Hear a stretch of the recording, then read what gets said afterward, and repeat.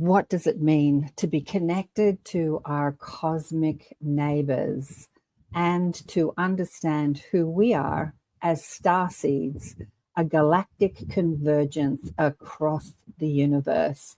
We're going to find out today with the wonderful Sheila Seppi and the magnificent Barbara Lamb. We're going to find out about their new collaboration and what they've been doing. Stay tuned. Coming up. You got to accentuate the positive. Wow, I feel good. A little bit of feel good goes a long way. You're listening to Karen Swain, teacher of deliberate creation, accentuating the positive, showing you a way to a better life. Accentuating the positive, it's not just fad, it's sanity. Who in their right mind would accentuate anything else? If you feel like that's what you want to do. G'day. Welcome to another show, Accentuating the Positive with Karen Swain. We are streaming on the United Public Radio Network and the UFO Paranormal Radio Network on 107.7 and 105.3 FM syndicated radio. I actually learned last week that we're across 120 countries and on about 8 streaming platforms. Hello to people that are in the comments that have been waiting. Penny is excited, and Shirley, great to see you here, and Kristen. And look who is in the house with me today, the wonderful Barbara Lamb and Sheila Seppi. Hello. You're muted, Sheila. You have to unmute. There you go. Welcome to the show. Oh, thanks so much for inviting us.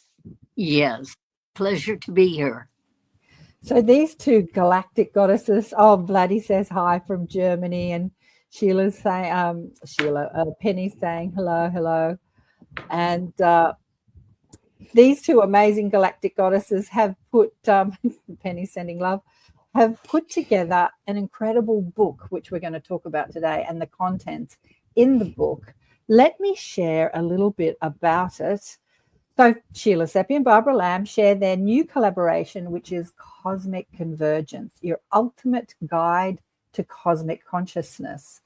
And I'll tell you, we've got a new audience on the United Public Radio Network, and we're streaming to around 500,000 people. So maybe not everybody knows who I'm talking about. So I'll let you know through their bios. Sheila Seppi is a globally recognized walk-in international speaker, author, and founder of the Conscious Awakening Network.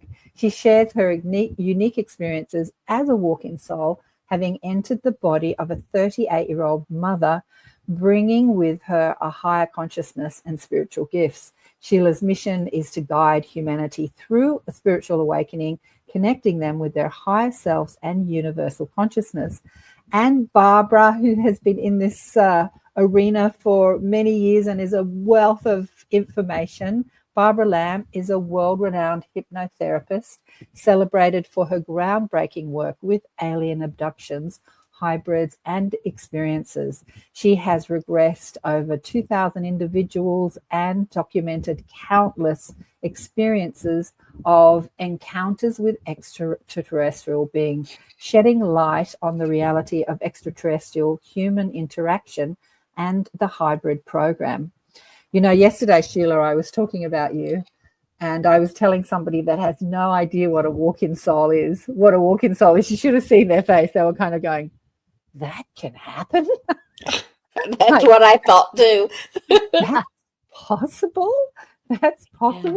But I don't know, to the person that, because we've had this conversation, well, you live it, and I've been having this conversation for 30 years, but to the person that has never heard of something like that a soul could actually walk into another body when one soul has finished with it. And of all the walk-ins that I have interviewed over the years, when is a soul finished with a body? Usually when the body's quite ill, right? Every single one of them has come into a very sick body and then renovated the body in order to use it. Is that your experience as well? Absolutely. They come in during illness. Sometimes there's a severe emotional or a physical trauma that's occurring. Sometimes there have been automobile accidents or under surgery. I know several people who have come in under surgery or walked in as a result of a coma. Yeah. Yeah. Yeah. Wow. Yeah. Yeah. And Barbara, in your work, regressing people, have you had many walk-in souls? I've had several. I Uh, wouldn't say, but there've been about 6 that have come to me and done regression work. And fortunately, I had to know about that phenomenon before the first person came to me for it. From a colleague, one of my past life therapy colleagues, shared about a case that she had had, which turned out to be a walk-in situation. So very fortunately, when the person a couple of years later came to me wondering about the incredible change that had happened, being totally mystified, uh, suspected, oh, this might be a walk-in situation. And the regression work that we did absolutely validated that yeah. walk-in. And then others came along the way after that. Yeah. I suspect that there are a lot of people walking around the planet who are walk-in souls that maybe don't even realize it. I have a friend who tried to commit suicide. She ended up in hospital. When she woke up from her sort of unconsciousness, she moved up to Byron Bay, which is like the Sedona sort of place where they all gather, and changed her name, changed her look, changed her life completely. And for many years, she didn't realize she was a walk-in soul because she holds all of the memories, but she, of the old person, Jennifer, which was the old name. But yeah, we were sitting at lunch one day and I'm like, oh my God, you're a walk-in. And she had that sort of epiphany too, but it's not like the old memories disappear. They're still there. You're still a part of that sort of personality, really, aren't you? The older personality, but there's a different. Yeah. In my case, I wasn't. No. Most people are, but in my case, when I came in, I had very few memories. I had immediate love for my children and my parents, but I only had a few memories associated with each child, like, 4 or 5, that was it. And then the same thing with my parents. I had no childhood memories. I had no young adult or very many memories with the husband that I was with at the time, which, was a very dysfunctional marriage. And I left within 3 months because first off, there was zero resonance. And I think that needed to end anyway. Yeah. So, when you look at walk-ins, there are so many different types. And for me, I'm what's called a soul exchange. And when people think of walk-ins, that's typically, what they have in mind. And that's where one soul vacates the body and a new soul enters in. And it doesn't happen as a result of a hostile takeover or anything like that. It's on a soul level that an arrangement is made, and it's in a soul birth plan. And so when the soul arrives, it can arrive at any time. We talked about some of the ways that it arrives, but some people have come in with full memory, and they said that at the last minute, the soul of the infant that was going to enter into the body backed out, and they came in. So they had to start the imprinting within the cellular structure, immediately, because when a soul chooses a body, it begins to visit that body many times. So it can begin to imprint the energetic network that's going to be necessary for it to arrive and anchor into the body. And so, like in my case, I came into the body of a 38-year-old woman. And fortunately, there was an Arcturian framework. And because I am part of a collective, and part of that collective is Arcturian, I was able to enter in without frying the biology of this body. But in a lot of cases, people will come in from their own oversoul. And so if you imagine the fist being the oversoul, this is a multidimensional lifetime experience. It comes in by way of what's called the Shantias Khan, where all of the higher self stream, everything that's needed for the emotional and spiritual bodies is located there, as well as the higher self stream that connects to the body that ends up becoming the soul or the personality of this lifetime. But they can come from this, but in my case, I did not. I came from a totally different one that still had a resonance factor because of the galactic framework. Wow. Fascinating. Yeah, I know, because fascinating. remember, yeah, the Joe, spiritual bodies, the chakras, and the meridians have to be changed out. yeah. I had Joe Montaldo on the show last week, and we were talking about soul. We were talking about that movie. What's it called? Something Carbon, Altered Carbon. And the concept, my daughter asked me to watch it. It's a Netflix series, and it's so violent. I didn't like it. But the concept is that the people understand they're not the body, they're the consciousness, and they can upgrade the physical body anytime they want to. They call it, they're like wearing a sleeve. It's like they call their body the sleeve. And so they jump out of one body, that body dies, and jump into another body and continue living a life, but have an upgraded body. So, yeah, so mainstream media is playing around with these concepts that are true, but, you know, through fictional stuff, but it's actually all possible. Anything is possible in an infinite universe, right? Infinite possibility. But you ladies have collaborated with a magnificent book called Cosmic Convergence, a journey of walk-ins, starseeds, and hybrids.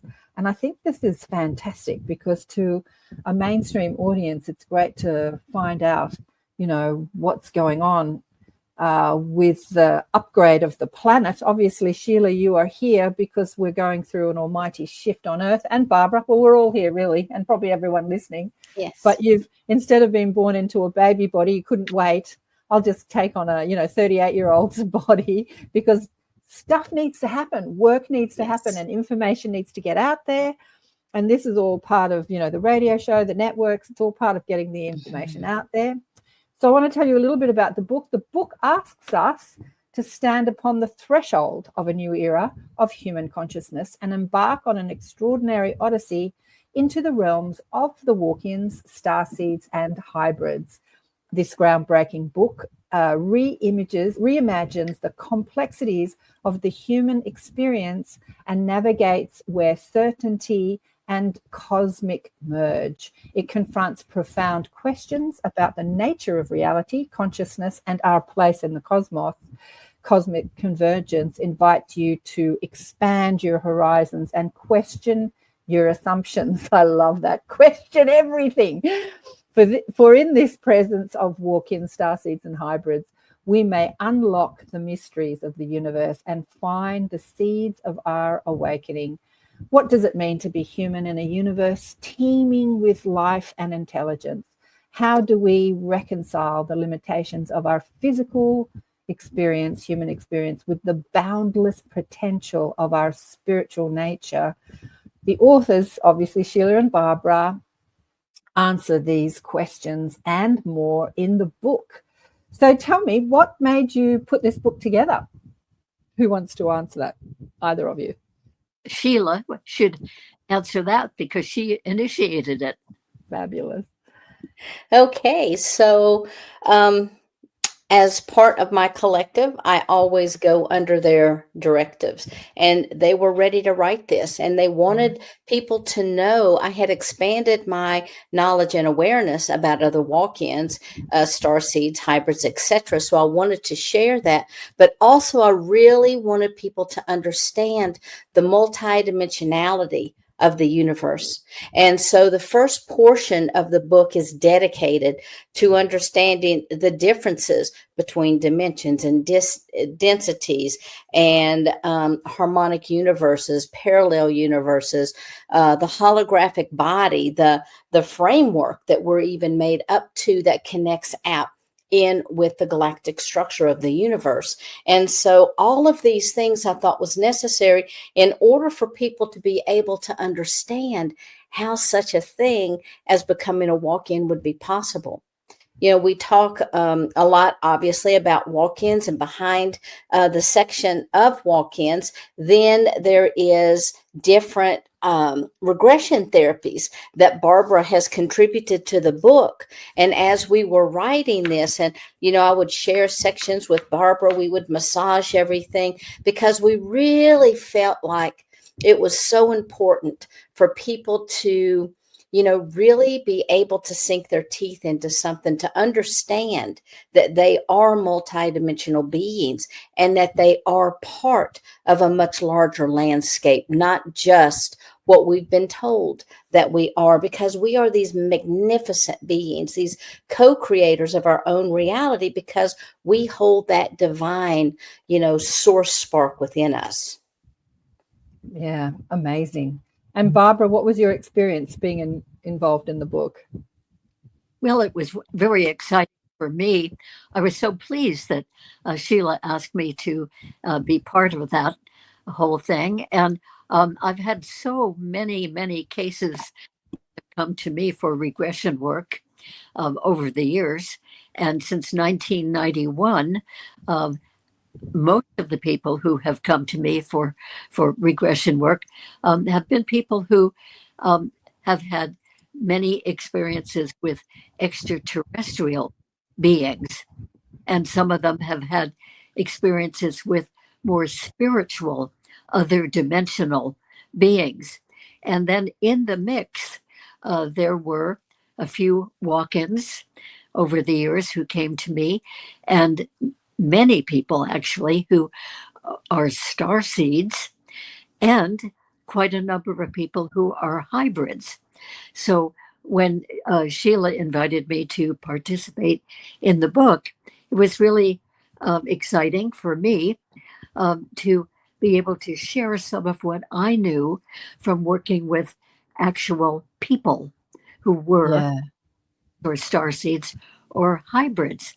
And I've always felt since the beginning of doing this kind of work that it would be wonderful for more and more people in the world to know about the extraterrestrial visitors, first and foremost, and then to know about these other people who are here with us, the walk-ins, the starseeds, and the hybrids.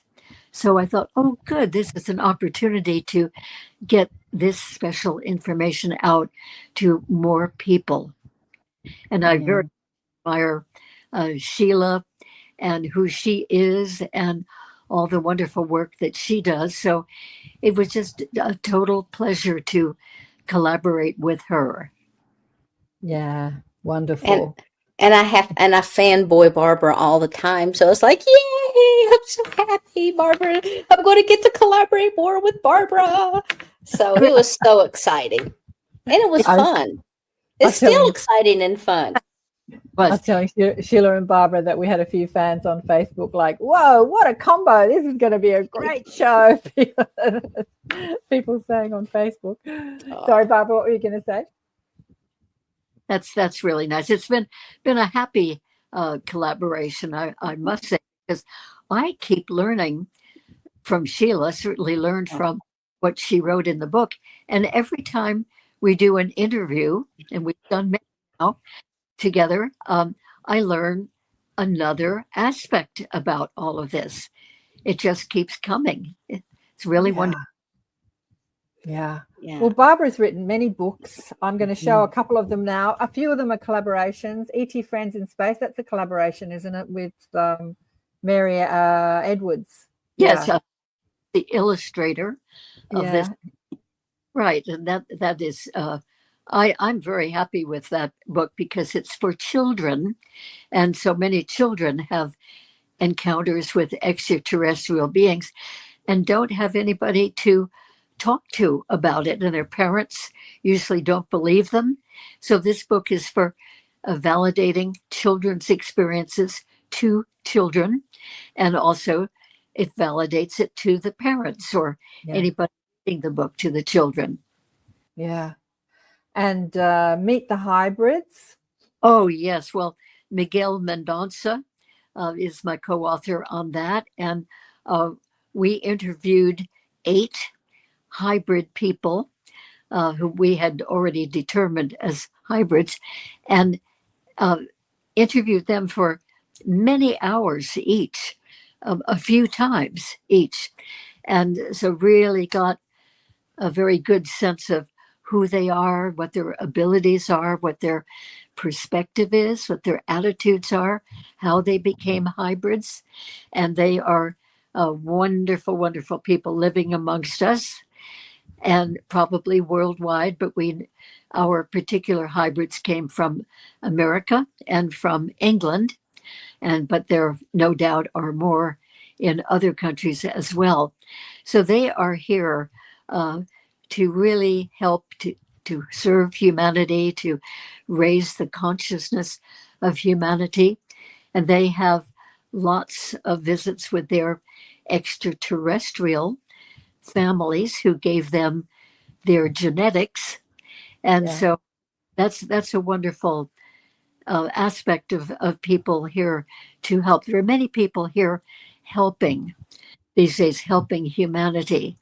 And definitely the walk-ins are here totally for helping humanity, raising perspective, raising consciousness. The starseeds are here, born here, as we all are. And they are here definitely to serve and to help. They may not realize it as they're growing up, even though they are serving even as children with the special skills that they have. And it's a wonderful thing when they come to realize that, oh yeah, they really have come here for a purpose. And there are extraterrestrial beings, very benevolent beings, who are behind them, sort of coaching them, helping them to help humanity. And then with the hybrids too, they are born here, having been already given extraterrestrial genetics, sometimes of 4 or 5 different types, species of extraterrestrials. And yet they are born here, and they look and act perfectly human. So they're part of our civilization. And yet, with all of the psychic and paranormal skills that they have and perspective from the extraterrestrial beings who keep visiting them and giving their perspective.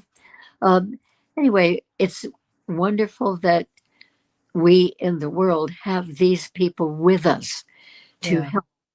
And I feel particularly in these days right now, with so many negative things coming up under the woodwork, so to speak, so many atrocious things that have been going on, and all of the controversies about that, and political controversies, and war raging here and there, and nuclear war being threatened every moment, it seems. So in other words, there's so much negativity and so much suffering, so many millions of people going on in the world. So, in balance, it's wonderful that we do have these special people who are here definitely for the purpose of helping humanity and trying to raise the consciousness overall so that we can live much more wonderful, peaceful lives. Yeah, absolutely. Absolutely. It's so important. And I just want to go through a couple of books. If you think that you're a walk-in, or maybe you might know some walk-ins, you want to know more about it, Sheila's also got a book called Walk-ins, The Cosmology of the Soul. And it's very extensive, talks about all the different types. And, we've just hit the surface on what it is to be a walk-in soul. And also, Barbara, you've got a couple more books, Alien Experience, 25 Cases of Close Encounters Never Before Revealed. And you also collaborated with Nadine. How do you say her last name? Lalich. Beautiful. And crop circles. Don't you love a crop circle? You've got a book on crop circles revealed. So there's plenty to read out there if people want to find out more about this subject. But I've just come back, as I said to you, from the country with a group of conscious people who gather in the country. They do camping and they get together and do workshops and meditation and connect to the earth. And it's a very different level of consciousness awakening than this conversation. And many of the conversations I had over the weekend, I was trying to explain why this conversation is important in our spiritual awakening, Why do you ladies think that the knowing about walk-ins and hybrids and our multidimensional aspects is important in our spiritual awakening? Who wants to take that one? Well, go ahead, Barbara. I think it's very important that people begin to realize that we are really in a multi-dimensional universe. We're all very involved, of course, in our physical lives and all that is involved with that. But it really helps us to expand our awareness that we're not only physical, but we ourselves and the whole universe is multi-dimensional. There's so much more to us and to life in the universe than we have realized. At least that's certainly true for me, having grown up as a regular person here in the physical universe, physical planet. But it's wonderful to expand our awareness that there is so much more. For instance, even to us as human beings, there is so much more. We are multidimensional, even if we don't know that, because we're in physical life, but we are multidimensional. We came from another dimension originally as spiritual realm from and then ongoing physical life here and there, but definitely ongoing spiritual life. We are spiritual essence. And actually, so is the whole universe, the whole cosmos. And we tend, of course, from being in physical life, we tend to think of it as a physical universe, which it is. That's one aspect of it, but it's also a multi-dimensional universe. So I think that it is very helpful to us to broaden beyond the physical in our experience and in our awareness, to realize that we are so much more. For instance, a very simplistic way of saying it is that we are spiritual souls, ongoing forever and ever, and here and there from that spirit realm, we choose to have an incarnation, what most of us are aware of as the incarnations that we have right here on Earth as human beings. But sometimes the soul even chooses to incarnate on another planet as another intelligent life form. And that's why it has come out in so much of my regression work that many people have discovered that they have had previous lifetimes as extraterrestrials. And at first, that may be kind of a surprising, shocking idea to a person.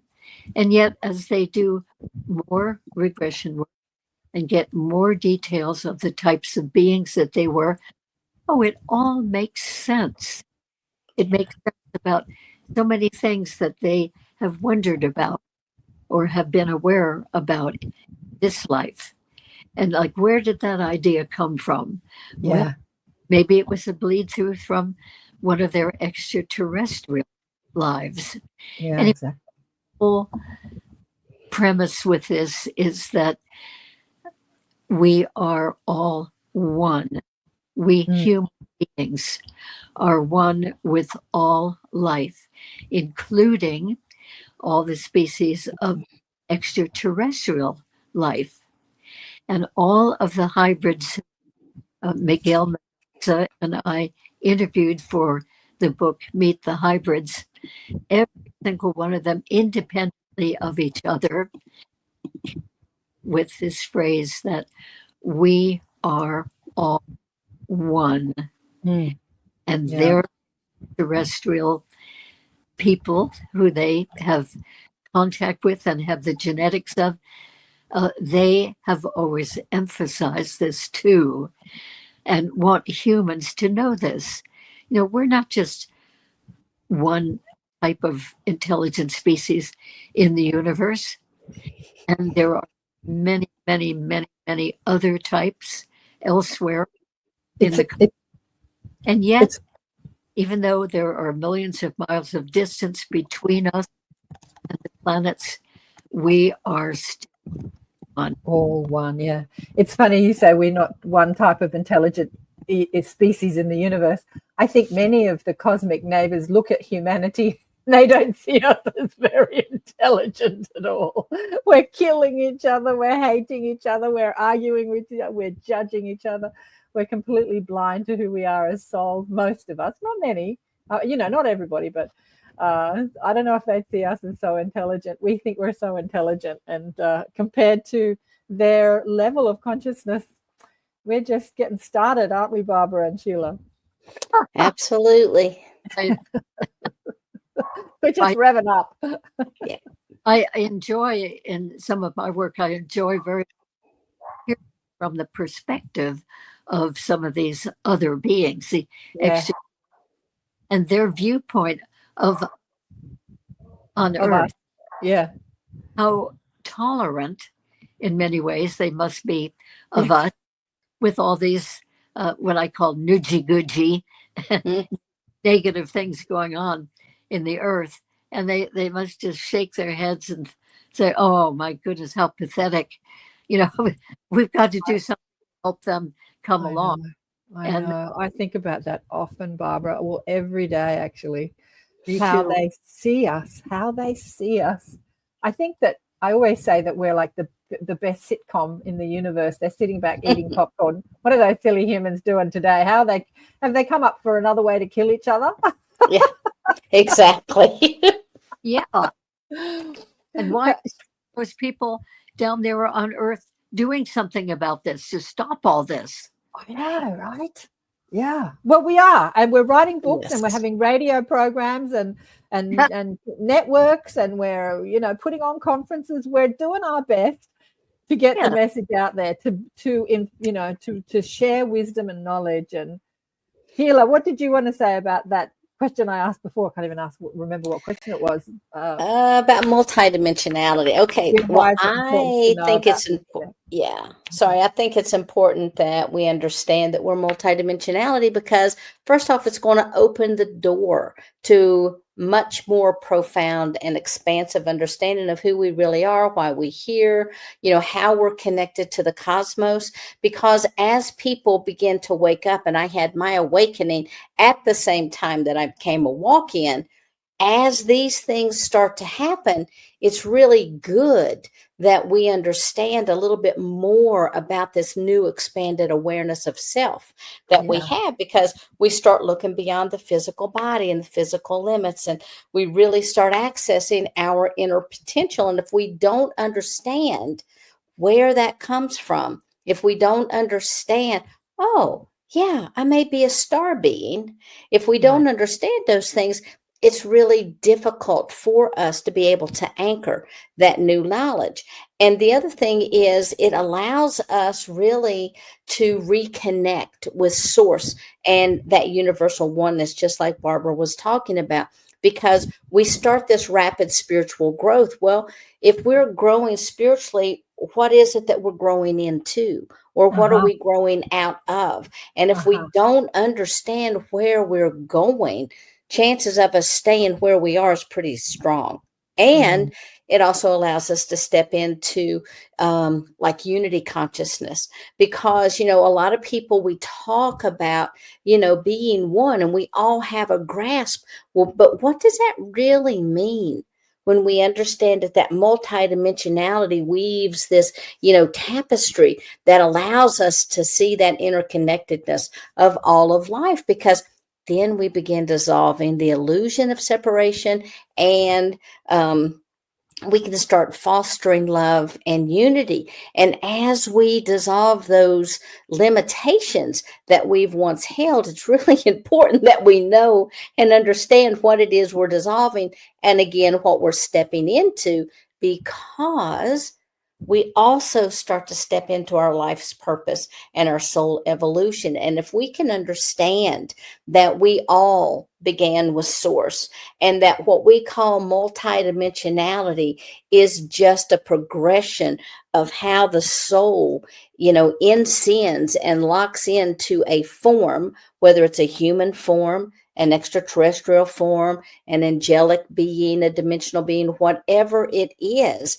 that helps us to better understand who we are and what we're truly about. Because, I know for me coming in, when I got that jolt of energy pulsating through my cells, systematically I started remembering things I didn't even believe in. And I Yeah. started to heal and to transform in ways that I didn't understand. I didn't understand that self-healing was possible because Yep. I was going to Western medicine popping pills because of all the various illnesses that I had. But once I began to ascend, once I began to anchor in, once I began to understand who I truly was as a multidimensional being, it's like I could take a deep breath. And right now, with all the trauma going on to the planet, if we really understand that we're multidimensional beings, we also understand that all of these things are part of our creation. Well, why would we create that? For our growth, for the soul's growth. So when you look at things from the soul's perspective, all the insanity that's going on down here is just that polarity of light and dark. And when we can understand that, then we can rise above it. Then we can start to heal those ancestral traumas. We can start to release and let go. We can really start to step into that which we already are, but we've just forgotten. Yeah, beautiful. There's quite a few questions which I'll get to, but I wanted to talk about a young man that I met over the weekend. He was the son of a friend of mine, 16 years old, and she's like, come on, Amos, you've got to go and speak to Cara and she'll answer all your questions. And so he's full of questions and like, what's your podcast about? And I asked him a question, what planet are you from? And he looked at me like, what? And it sort of blew his mind, like, what does that mean? And I said, if you think that you've explored other planets and other points of consciousness and other forms of intelligence, what one do you think that would be? And it got him thinking, because he's into like astral travel and mycelium mushrooms and deliberate creation. Like he's just asking all the questions. And I'm sure that someone at 16, because that teenage year, those teenage years are when you really want to fit in, right? You really want to fit in. You want to talk about girls and, partying and drugs and whatever people talk about when they're 16. But to talk about, astral traveling and leaving the body and all that sort of stuff is not your common conversation. I said to him, can you talk about this with your friends? And he said, oh, I've got one or two friends, but I hate school and most of the kids in school are stupid. Yeah. Spoken like a true starseed. Spoken like a true starseed. So what I want to ask you is, I'll get to, Susan's got a great question and Vladdy had a question before. What I want to ask you is that once people do know that they're a starseed, so I'm thinking of this 16-year-old kid. So now I've identified my multidimension. I've come from Arcturus or the Pleiades, or I've spent time on multiple planets, and then I'm a highly evolved being here. Like, what do you do with that information? Because it's not like you can put it on your resume and get a job. Do you know what I mean? It's not like you're going to leave university and say, okay, now I've identified as a starseed. What job can I get to, like, what is my career going to be? What do you want to say to people who now know who they are? What are they going to do with that information? Well, go ahead, Barbara. Oh, sorry. I think that they can really put their minds meditation to what are they uniquely here to serve. Yeah. Not what kind of job or career can I have, but what is my main reason for being here in terms of service to my fellow men. And many of them are already doing their service, even as kids. They're healing people. when somebody is having a physical problem, or they're being a good listening ear, they're being a loving, caring person, uh, they're doing helpful things, uh, they're coming out with wisdom here and there in their daily lives with the people they know. So they may already be doing some of their service, but many people find that in meditation, uh, asking asking their guides uh, to help them to know contribution they can particularly make, and many of them get good guidance that way. Many of them also do out and out channeling a higher, wiser source, and that's a very good way too of finding out what they are here to do. That was his tuning in various ways, and taking it seriously. Help.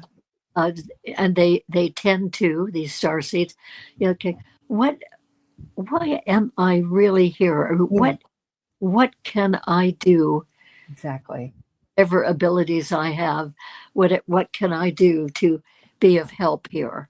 Right. That's exactly the question he had.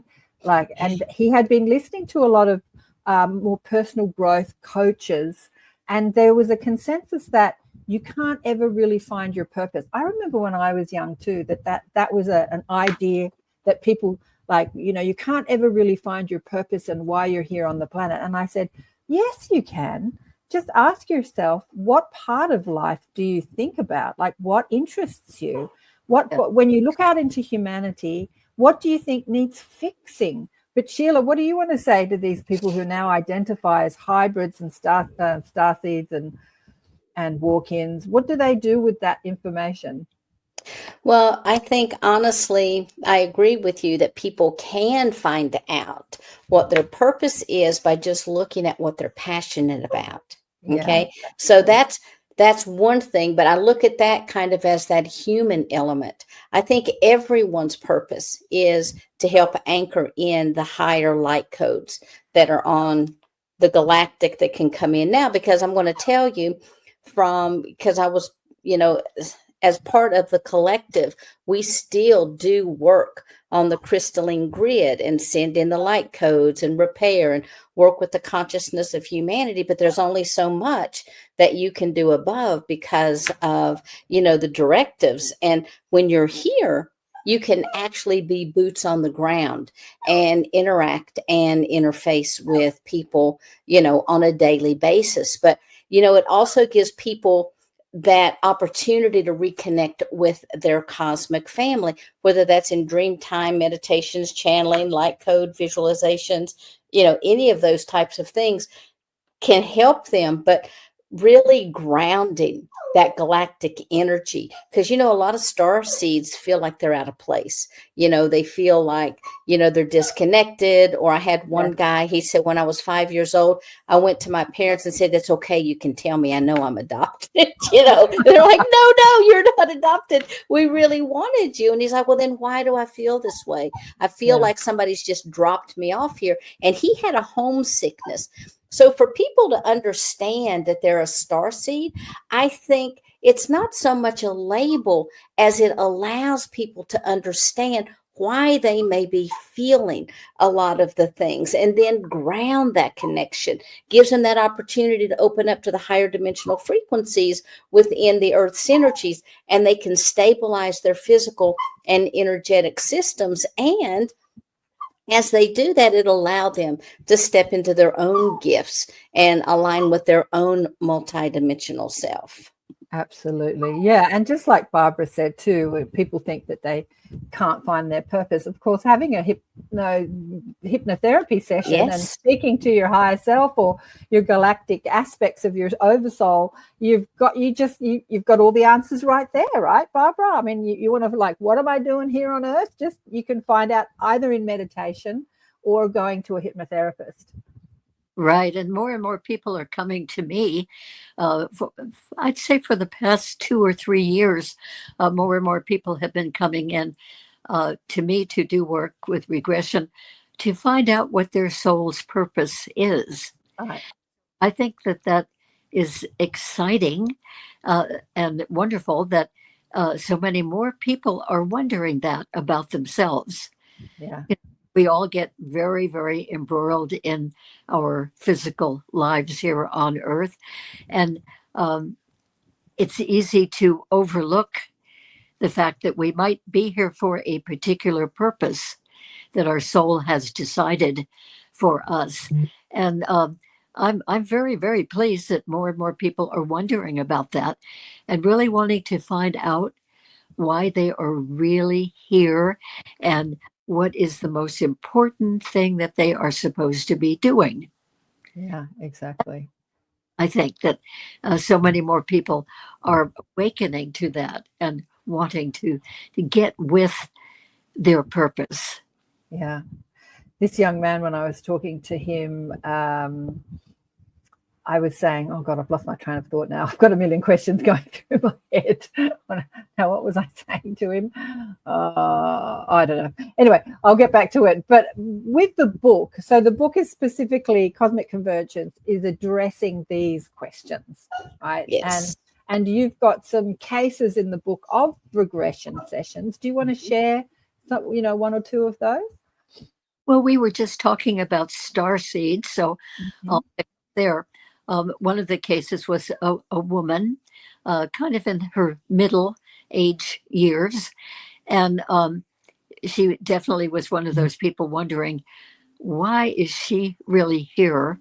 Well, we kind of did a review in talking and also in the regression, and put together the fact that she had, as a very young child, had her own disability.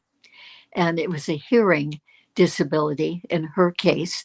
And of course, that was very problematical with her going to school and not being able to hear the teacher or hear the other children. So there were various medical procedures that were done for her, and she gradually was able to hear. But in the meantime, even in preschool, she was very empathetic to anybody else who might have a disability.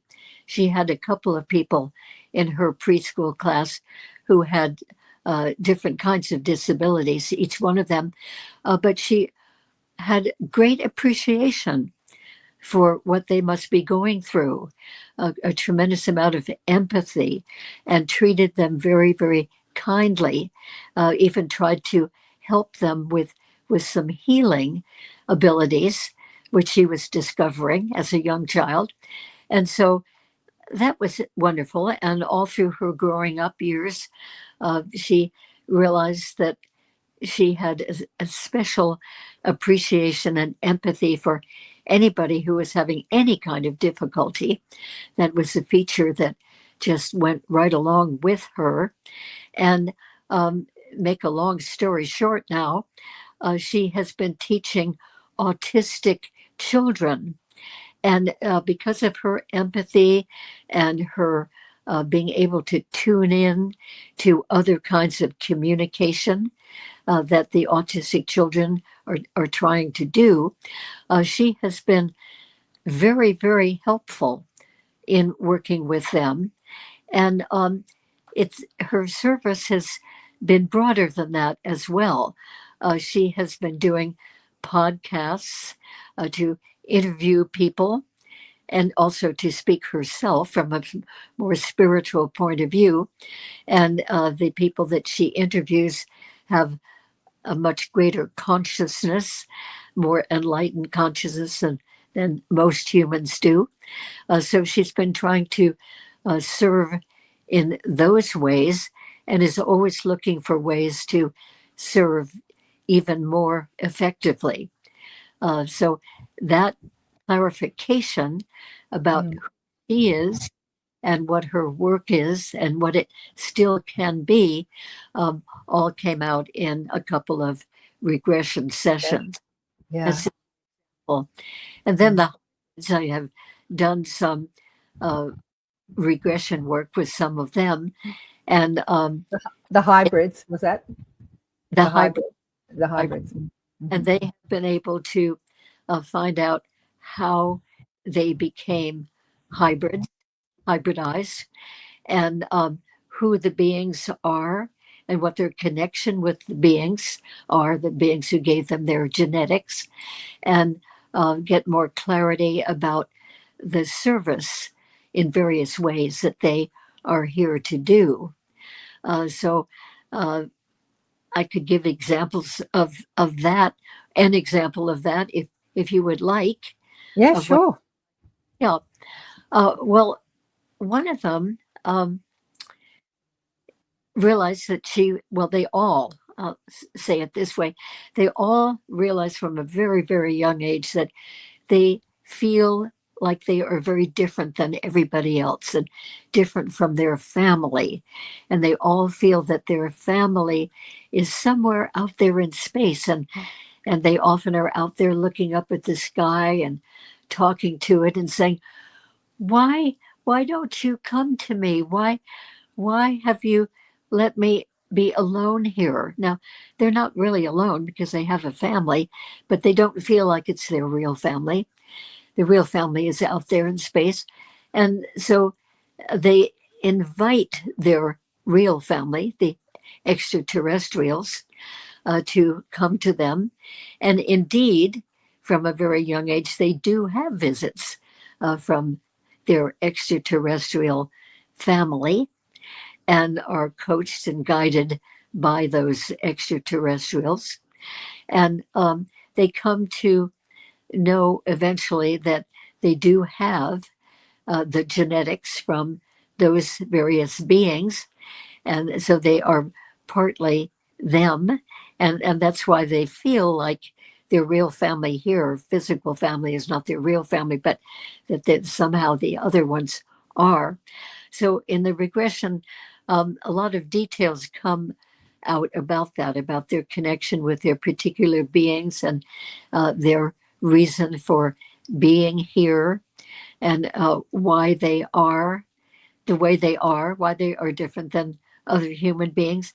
And yet, having been born here of a physical mother and a physical father, with the added genetics from extraterrestrials, which are added usually at the point of conception or during life in the mother's womb. There's one hybrid I know who was actually hybridized, given extraterrestrial genetics in the form of an injection at age 6. But all of the other ones had it, the hybridization happening earlier. So anyway, this one person that's different than the rest of the hybrids, she actually was formed by humans, sort of military people in a cleanse operation here on Earth. They had genetics from about 6 different kinds of extraterrestrials from their bodies that had been captured when their spacecraft had crashed here on Earth. There were many more crashes than most people are aware of all over the Yes. but our military here in the U.S. had created a particular department where they had some of these bodies. They had the DNA from the bodies, and they combined a father's sperm and the mother's of eggs, and combined them, creating an embryo to which they added the extraterrestrial genetics. And then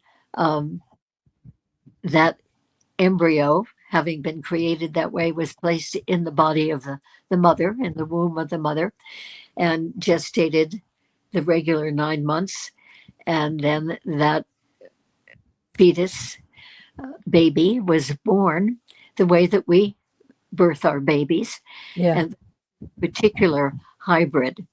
So she grew up with all the amazing psychic and paranormal abilities, healing abilities, and so forth, and very wondering higher consciousness.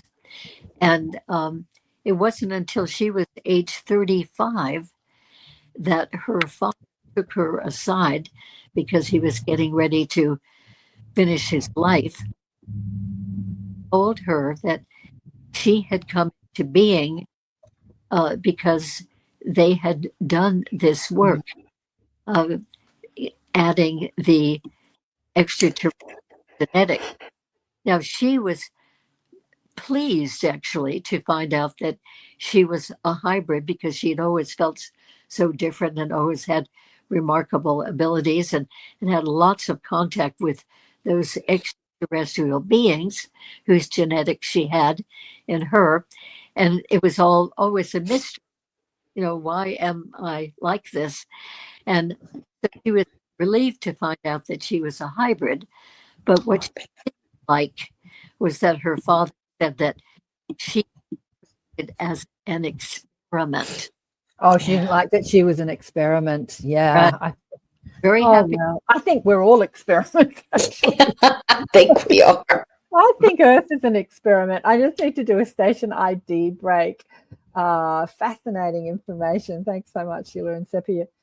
Sheila and Barbara and Sheila. You're listening to Karen Swain, Accentuating the Positive, Awakening Consciousness on the UFO, United Public Radio Network and the UFO Paranormal Radio Network on 107.7 and 105.3 FM. Syndicated radio across 120 countries, apparently, and 8 different streaming platforms. We're talking today about cosmic convergence with Barbara Lamb and Sheila Seppi. And what does it mean to be a hybrid or a walk-in or a starseed or somebody who knows that they're here to make a difference and they don't feel like they really fit in to the default setting of the third dimensional mainstream 3D mind or collective consciousness? How do they help people? How do they shift that consciousness out of a fear-based consciousness into a more unified consciousness? Susan has a great question that she asked ages ago, actually, that says, is there a difference between a walk-in and someone who has a sudden shift of consciousness that brings in a new unifying self-awareness and major chunks of their higher self, she says. So, yeah, maybe Sheila, you want to answer that. Is there a difference between a spiritual awakening and a walk-in experience? Yes, there's a big difference, because in a spiritual awakening, a lot of times that will come from exposure that you've had. It'll come from books. Maybe you've been watching podcasts, but typically it's from an influence outside yourself that you've been participating in. And when you have a walk-in experience, even though there are many types, a walk-in is an actual soul exchange, or it's an augmentation of the soul. And a lot of times, because people feel so differently, they'll say, oh, I must be a walk-in because this has changed or that has changed. But a lot of times those changes come about because you now are tapped into a higher vibrational frequency. Maybe your diet starts to clean up. Maybe you're interested in more metaphysical or esoteric teachings. A lot of these things happen with walk-ins as well.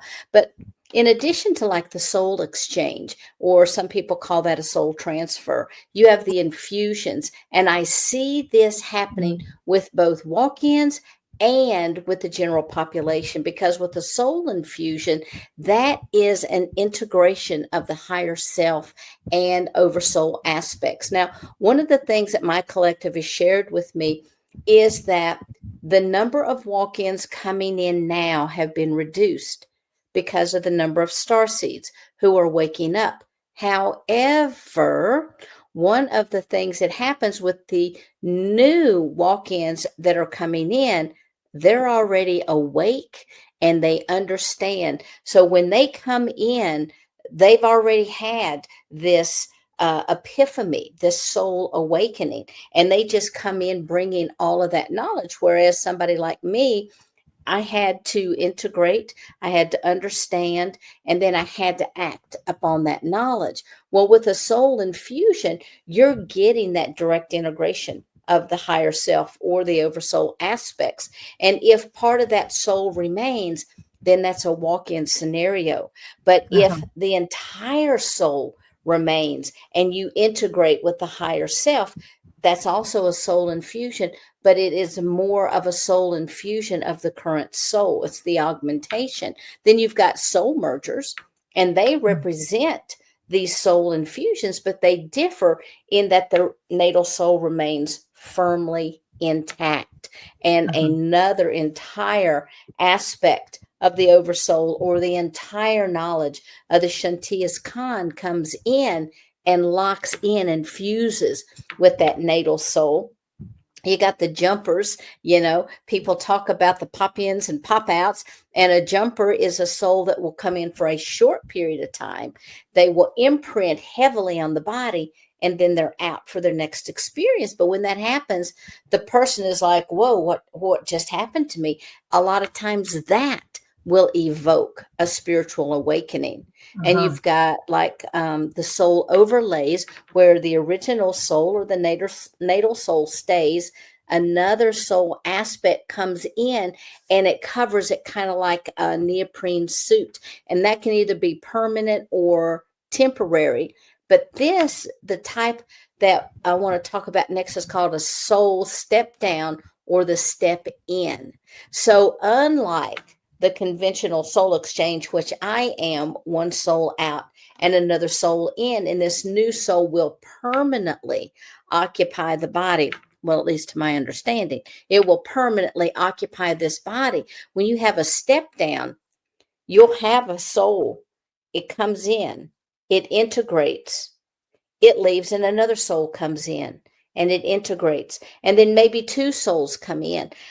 People that have explained this to me have felt within themselves that they're having like a psychotic episode, because it's like all of a sudden, and the personality stays intact. And they're like, all of a sudden, I've got this happening, and then this soul leaves and this new information source comes in, and, their head's spinning around all the time.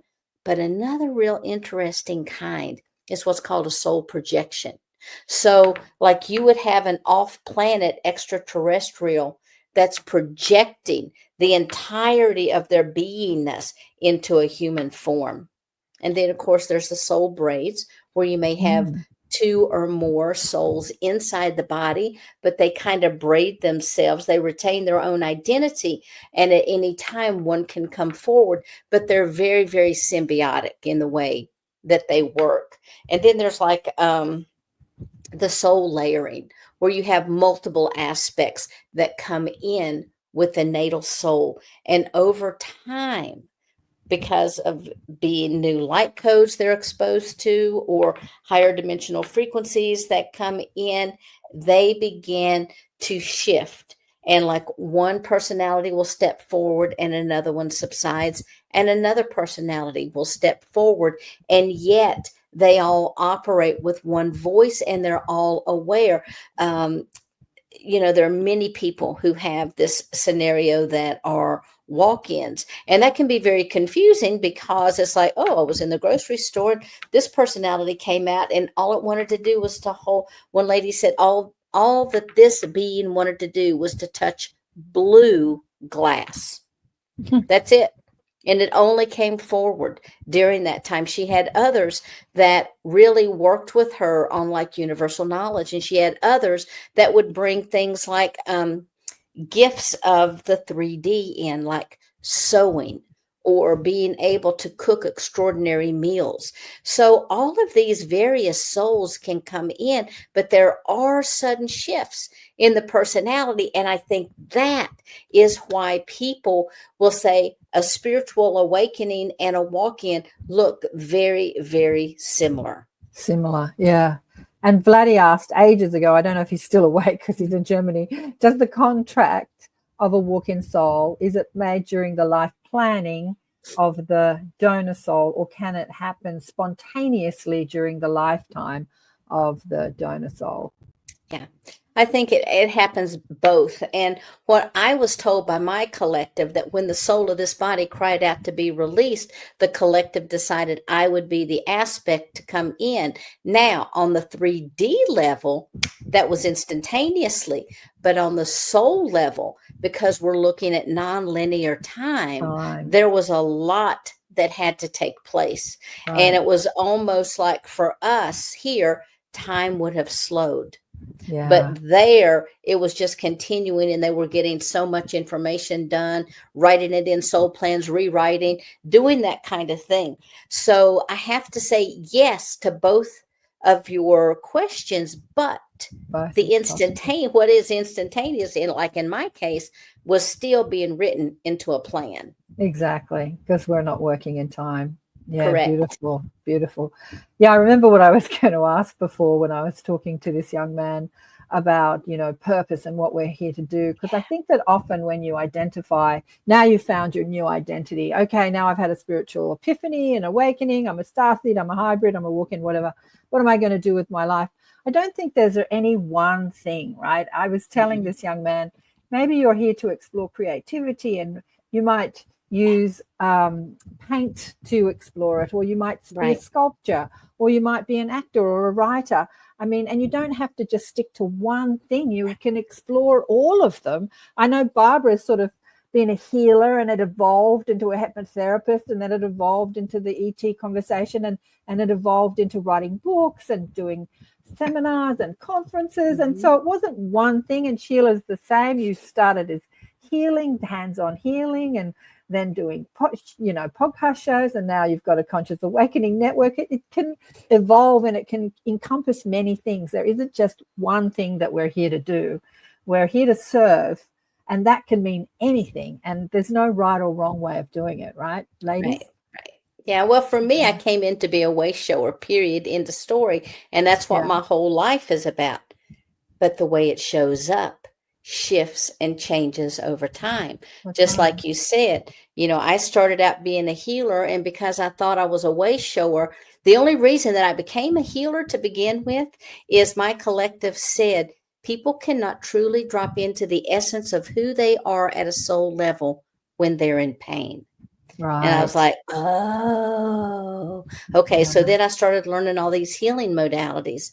And then the next thing they kept telling me, the go bigger story, go bigger, go bigger. And it went from there to bringing in more practitioners, to then bringing in events, to then hosting huge events, to then writing the book, to hosting larger events, to bringing groups of people together, on and on and on, until I got to where I am now.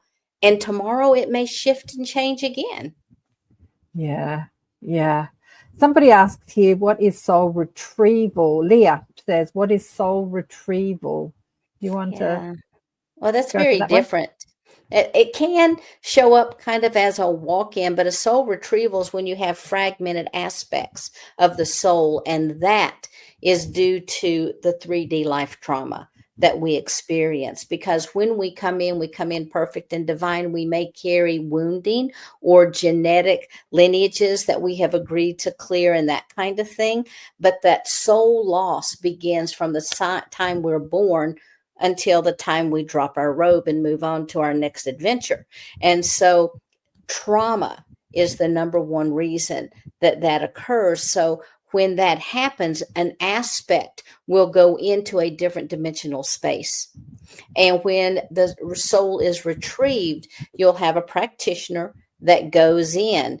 And with soul retrieval, I find more times than not, either the soul is 100% ready, and it's like I've just been waiting on somebody to come and get me. Oh my God, I've been stuck here forever. I didn't think anybody's ever come. Or you have to coax them.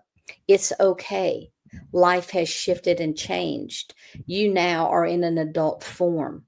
And there has to be a lot of inner child work that's done. And then you bring in that soul aspect. You breathe it in through the top of the head. You anchor it in through the heart. And then it connects in with the larger soul. Yeah. Oh, Leah says, thank you so very much. I appreciate that. Now I understand. Beautiful. She also says, I've heard of beings that are called, I've never heard of this. I don't know how. Sylph that assist us, sylph beings. Have you ever heard of Barbara or Sheila, sylph beings? SILTH.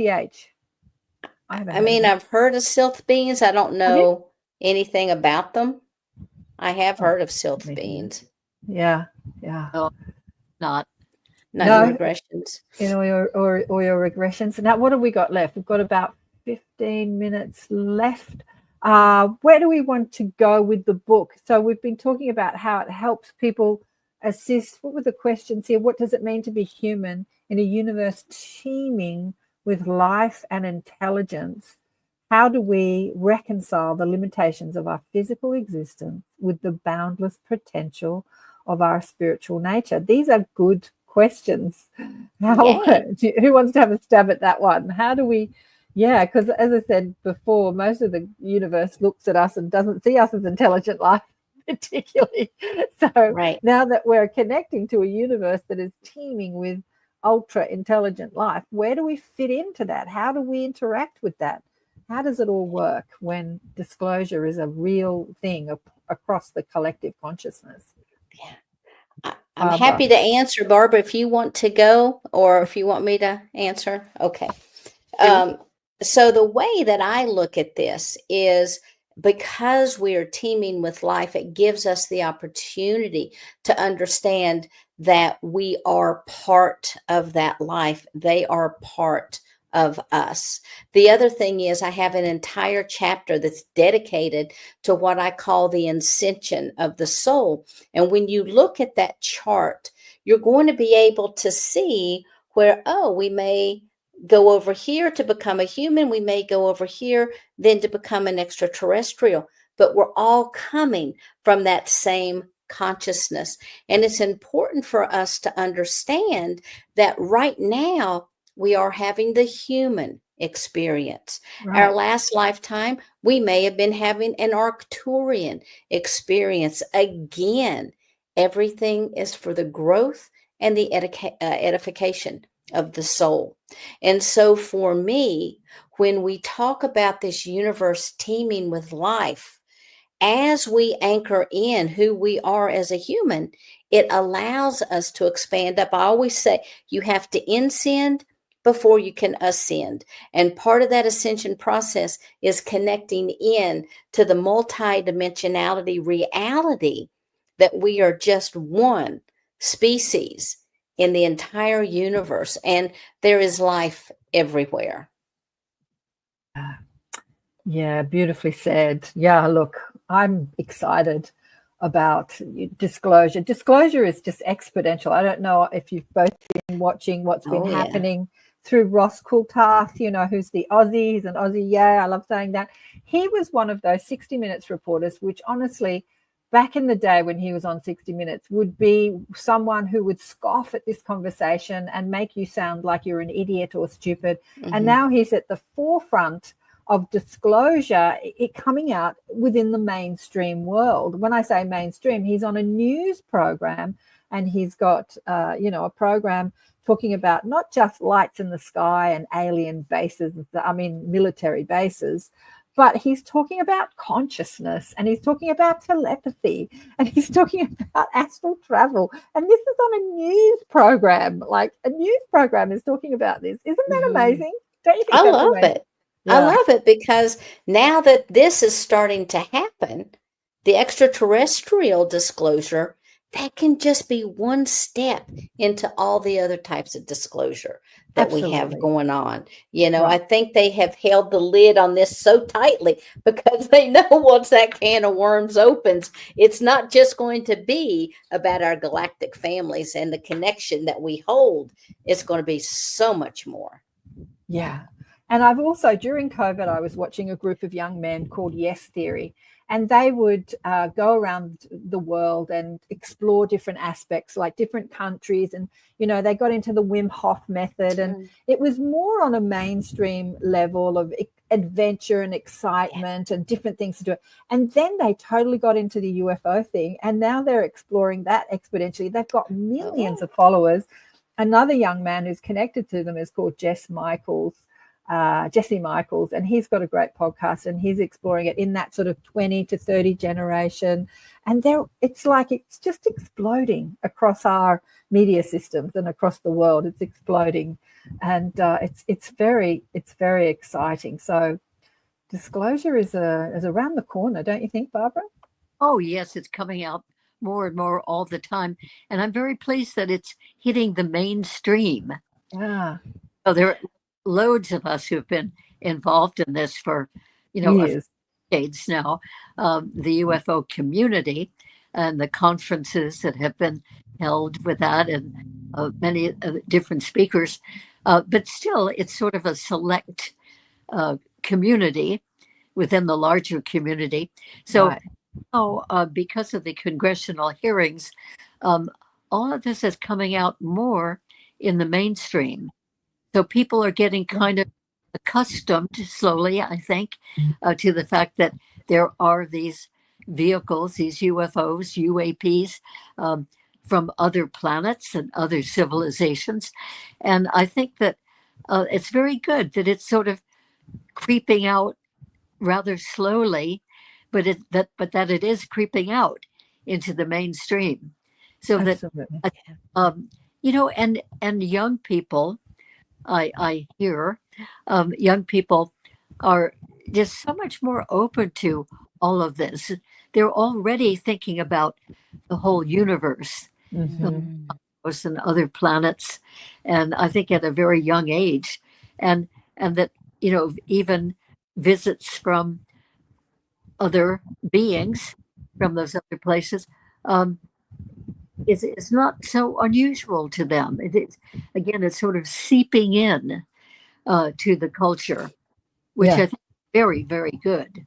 Yeah. And I think Yeah. there will be more public awareness of consciousness from these other beings from space.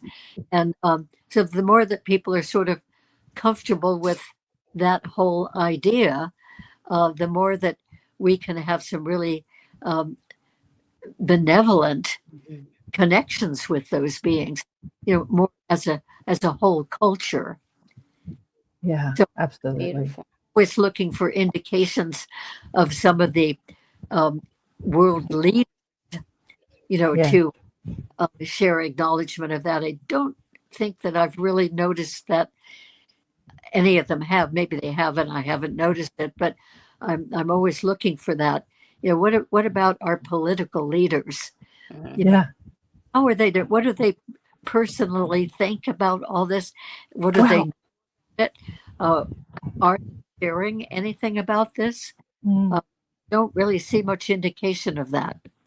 Well, I have to say, the Joe Rogan show. There's another podcast called the Telepathy Tapes, which is a couple of wonderful women interviewing mothers and children that are on the spectrum that are nonverbal, and all the kids are speaking telepathically to each other. They're all hyper intelligent, although you might not see that because they're nonverbal. And so Joe Rogan, who speaks to millions of people, mentions the telepathy tapes, which I saw. So I reached out to Kai Dickens, and she was going to come on the show, and then it exploded, and now she's too busy to come on my show because all the big ones are coming on the show. Oops, did I disappear? And but maybe she'll come on the show when it calms down. But what is beautiful about that is that conversation has exploded, like telepathy. They're talking. Tucker Carlson, who talks about news and corruption mostly, he mentioned it on his show. He's talking about telepathy. So here we are with these massive programs talking about UFOs and telepathy and consciousness. It's very cool. It's very, very cool. Ross Coulthart seems to be popping up, at least on my cell phone. Yeah. I see, one wonderful interview that he has done after the other. And I am really surprised to hear that he did not have any openness to this until fairly recently. Now he's doing a big service. He's doing a huge. I think that initially he was well and truly entrenched in that mainstream media mind, but he had questions that most of his colleagues did not want to entertain. And I think that when those questions got bigger and bigger and bigger, he had to move away from that 60 minutes, energy into his own exploration and investigation. And I would love to get him on the show to ask him how this all came out. But I don't know how that turned into now being on News Nation with his own show and speaking to millions of people. So I don't know how the questions turned into like him leading the way with disclosure. But I have to say, your new president or old president, coming back president, returning president, I saw him on Rogan, and he said that everyone asks him about this subject, to open the files. And he said, personally, I'm not interested in it, but everyone asks me about it. So he said, that's the first thing I'm going to do when I get in, is open those files, and more disclosure will come out. So that will be interesting. So there's a politician, even though he's not interested in it, he's going to go down that route. So that's interesting. Oh, good. I hope so. Yeah. We'll see. We'll see. That's true. But during those congressional hearings with the Navy, the Ryan Graves, and all those people, the people coming out, the politicians that were firing questions at them, they seemed really interested in them. A lot of them were younger, but they seemed genuinely fascinated about this subject and amazed that they were in politics and that they had never heard that the government was holding back information. And so, there's a lot of passionate people in politics that are ready for this information to come out. Yeah, it's coming along. I think a lot is opening up now with the politicians and with the public. So I think very good. So what does Susan say? You might want to interview my friend who was episode 5 of the telepathy tape. Yeah, I'd love to, Susan. I've actually got a lot of friends in Sydney. Kai Dickens and the telepathy tape is amazing. It's on YouTube, episode 10. I've got a lot of friends in Sydney who have kids on the spectrum, a lot. And I had a client many years ago. He was 9. I think he's about 17 now, who was a nonverbal, but he was just the most enlightened, amazing child. And I was talking to him telepathically, and his mother was like trying he was 9 for 7 years to make this kid talk. And I said, he's never going to talk. He's not here to talk. He's here to teach you about telepathy and the powers of your mind. And I spoke to her the other day and I said, is he speaking yet? She said, no, he can say a few words, but it's hard to wrap our head around a new way of communicating when you're so used to this verbal communication. Right. And so for her and many of the other mothers that have these nonverbal kids, they just really have to shift the way they communicate with their children because, it's interesting. Isn't it? Mothers are really doing well with that. Yeah. Some are. Apparently, we all have telepathic ability. We just don't, we don't realize it. It's an unused function. Yeah. But apparently we all do have it. And these autistic children are really showing us the way. Yeah. Sheila, what did you want to say, darling one? I was just going to say, isn't it interesting how in our dream time, whether it's dream time or not, but in our dream time, when we communicate, we always do it telepathically, or at least I do.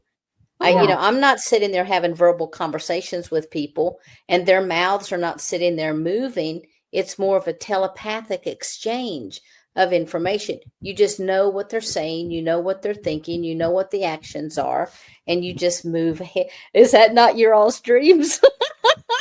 Maybe we have different kinds of dreams. I don't know. It's interesting. I think that in dreams, we don't have mouths and ears, mouths to speak and ears to hear, although we are still speaking and hearing in the way that we're familiar with, but we are all communicating telepathically, but we think we're not because we're used to this way of but we don't have a voice box and a cochlea to hear. Like, we don't have that physical apparatus when we're in our dream state or astral state.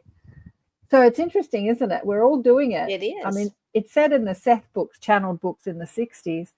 Seth said through Jane Roberts, the collective or the entity who called himself Seth, that humans are already all communicating telepathically all the time. You couldn't drive on your roads if you were not. And I remember thinking, wow, thinking about when you drive, you often know what people are going to do.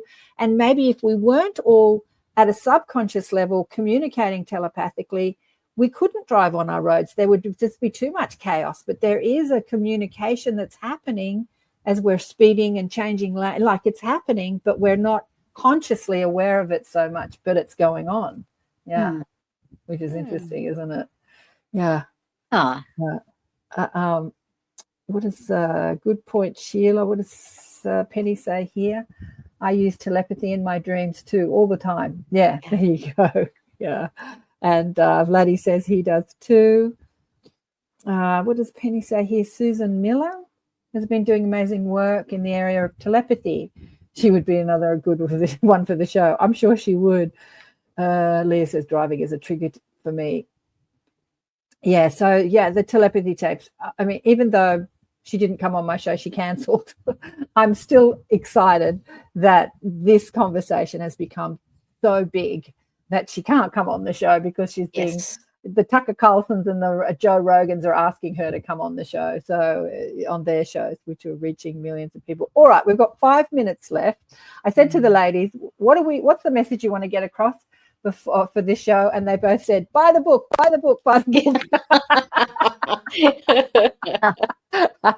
A lot of people that was a joke. No, it's not. I mean, we do want you to buy the book. No, it's not really buy the book. But a lot of people say, this show is just about selling books. I mean, seriously, what's the book? A few bucks. It's not like you're going to make people rich buying a book. But what is the message that the book is giving people? And if people maybe want to buy the book for somebody else that's just starting to explore this information, what is the message of the book that is really going to give people? Well, from my perspective, I believe that the book is really describing our multidimensional nature, whether it's the micro or the macro. It's all about the multidimensional nature of humans and the fact that we are so much more than we have been told that we are. We're capable of more.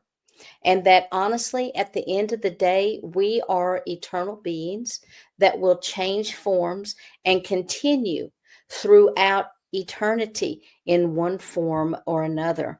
And so I hope for those people that buy the book, you enjoy that multidimensional aspect.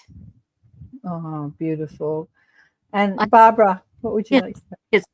It's the whole book is a message of hope. In other words, we are living in so much of an enormous perspective that Sheila is talking about. We are multidimensional. So people who get really, really tied up in all kinds of little concerns, noogie-googies, as I call them, and they can be very, very bothersome, but really the picture of who they are is so much bigger. And that, again, I think is a message of hope. And I would like to say, too, that in this book, Cosmic Convergence, Sheila has done a beautiful job of really making it very clear about all these things that we have been talking about and all the different aspects of who we are and the aspects, different forms of walk-ins that come in exchange with certain people. It's just a really in-depth and I think very enjoyable and clear description of all of these things that are very helpful for us to know about. Yeah. Oh, ladies, well, you're both absolutely amazing human beings or cosmic beings or galactic beings here on Earth. I want to thank you so much for all the work that you've done in the world and for coming on the show and sharing your wisdom with us today. It's been an absolute honor and a blessing to have you both on the show. And I've had Sheila on the show many times, of course, and Barbara was booked in a few times, but things went haywire. So I've never actually had Barbara on the show to speak about her work. So we'll get that happening this year, Barbara, hopefully. We'll get in, we can share more of your case studies and the work that you're doing. But thank you again. Thank you so much for being on the show. And just remind people about where to find you and your networks and everything. Yes. Well, I have a website, which is barbaralamregression.com. barbaralamregression.com, and people can email me through that website. There's a section where you can write in, and it will get forwarded to my email, and I will get back to you. And there are some podcasts on that broadcast too, on that website. I also have a YouTube channel, which has very interesting discussions about lots of unusual things. And that channel is Barbara Lamb ET Contacts. Fabulous. Barbara Lamb. Beautiful. And Sheila obviously is the Cosmic Awakening Network. No, hang on, I've got that wrong. ConsciousAwakeningNetwork.org, or you can go directly to my site at SheilaSeppi.com. Beautiful. Thanks again, everyone. We've run out of Thank time. you. Big love to all of you, and I'll see you next time. Bye for now.